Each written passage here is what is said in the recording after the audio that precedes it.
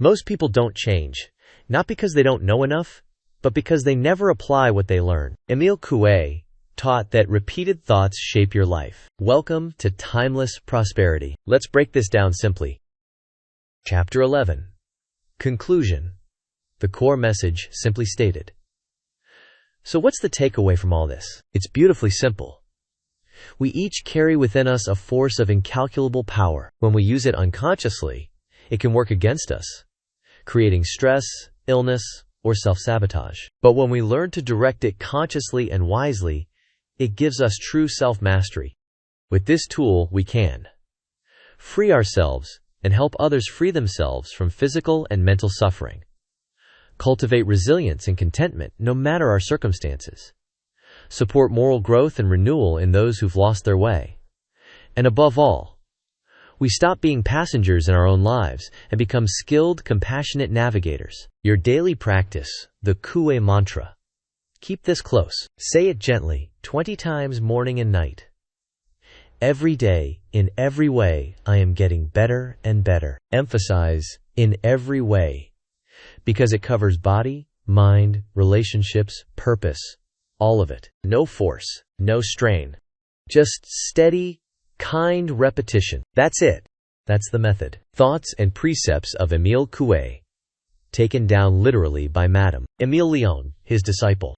Do not spend your time in thinking of illness you might have, for if you have no real ones, you will create artificial ones. When you make conscious autosuggestions, do it naturally, simply, with conviction, and above all without any effort. If unconscious and bad autosuggestions are so often realized, it is because they are made without effort. Be sure that you will obtain what you want, and you will obtain it, so long as it is within reason. To become master of oneself, it is enough to think that one is becoming so. Your hands tremble, your steps falter. Tell yourself that all that is going to cease, and little by little, it will disappear. It is not in me but in yourself that you must have confidence, for it is in yourself alone that dwells the force which can cure you. My part simply consists in teaching you to make use of that force. Never discuss things you know nothing about, or you will only make yourself ridiculous. Things which seem miraculous to you have a perfectly natural cause. If they seem extraordinary, it is only because the cause escapes you. When you know that, you realize that nothing could be more natural. When the will and the imagination are in conflict, it is always the imagination which wins. Such a case is only too frequent. And then not only do we not do what we want, but just the contrary of what we want. For example, the more we try to go to sleep, the more we try to remember the name of someone, the more we try to stop laughing, the more we try to avoid an obstacle, while thinking that we cannot do so, the more excited we become, the less we can remember the name, the more uncontrollable our laughter becomes, and the more surely we rush upon the obstacle. It is then the imagination, and not the will, which is the most important faculty of man. And thus, it is a serious mistake to advise people to train their wills. It is the training of their imaginations, which they ought to set about. Things are not for us what they are, but what they seem. This explains the contradictory evidence of persons speaking in all good faith. By believing oneself to be the master of one's thoughts, one becomes so. Every one of our thoughts, good or bad, becomes concrete, materializes, and becomes, in short, a reality. We are what we make ourselves, and not what circumstances make us. Whoever starts off in life with the idea, I shall succeed, always does succeed, because he does what is necessary to bring about this result. If only one opportunity presents itself to him, and if this opportunity has, as it were, only one hair on its head, he seizes it by that one hair. Further, he often brings about, unconsciously or not, propitious circumstances. He who, on the contrary, always doubts himself, never succeeds in doing anything. He might find himself in the midst of an army of opportunities with heads of hair like Absalom, and yet he would not see them, and could not seize a single one, even if he had only to stretch out his hand in order to do so. And if he brings about circumstances, they are generally unfavorable ones. Do not then blame fate.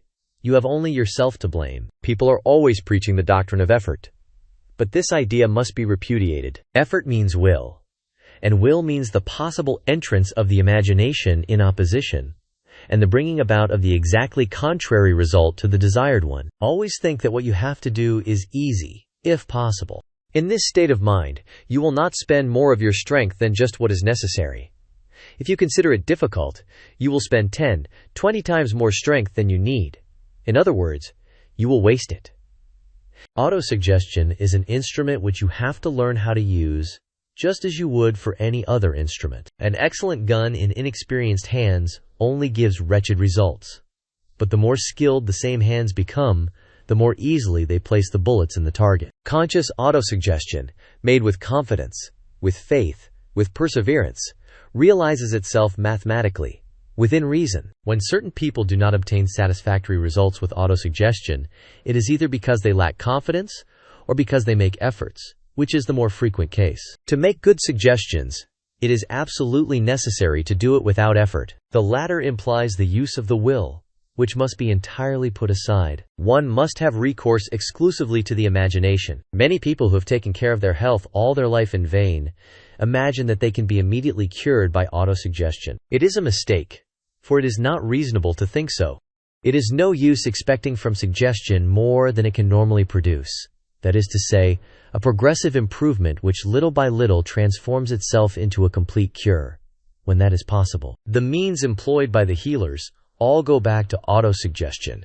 That is to say, that these methods, whatever they are, words, incantations, gestures, staging, all produce in the patient the autosuggestion of recovery. Every illness has two aspects, unless it is exclusively a mental one. Indeed, on every physical illness a mental one comes and attaches itself. If we give to the physical illness the coefficient 1, the mental illness may have the coefficient 1, 2, 10, 20, 50, 100, and more. In many cases this can disappear instantaneously, and if its coefficient is a very high one, 100 for instance, while that of the physical ailment is 1, only this latter is left, a 101st of the total illness.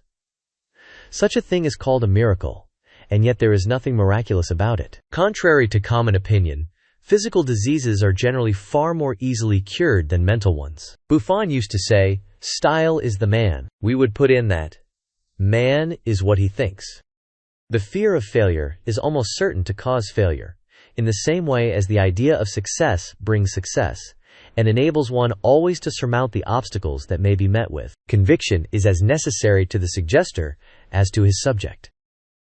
It is this conviction, this faith, which enables him to obtain results where all other means have failed. It is not the person who acts, it is the method.